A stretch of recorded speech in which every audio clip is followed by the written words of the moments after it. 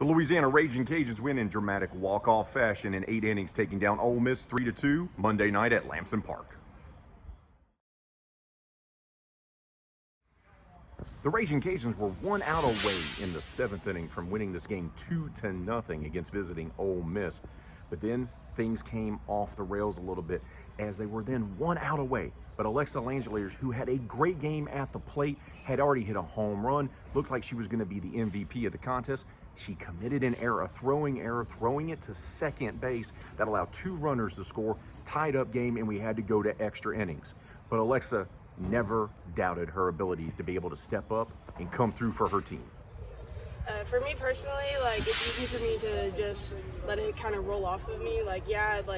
It sucked that I made that miscue, but I knew that I had to stay in it for the team, because if I step back, I feel like the team wouldn't appreciate that. And step up she did. In the bottom of the 8th inning, with the bases loaded, she came up to the plate and drilled a pitch right off the wall in left center field. Game winner, over 3-2 victory, and the Raging Cajuns celebrated.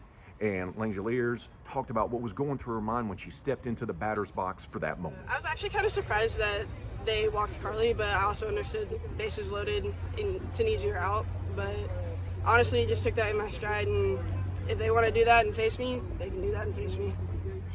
After losing 5 of 6 games at the Tax Act Clearwater Invitational against elite competition, 4 teams ranked in the top 7, Raging Cajuns have righted the ship a little bit, taking down top 25 ranked UCF, then splitting a pair with LSU this past weekend, and then on Monday defeating Ole Miss, also out of the SEC. And Coach Jerry Glasgow talked about what this means for his team.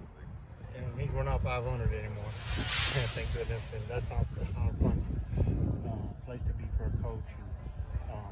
It means we've won 5 out of our last 6, 2 SEC wins. Ole Miss is a quality team, and they're going to get better and better as the year goes on.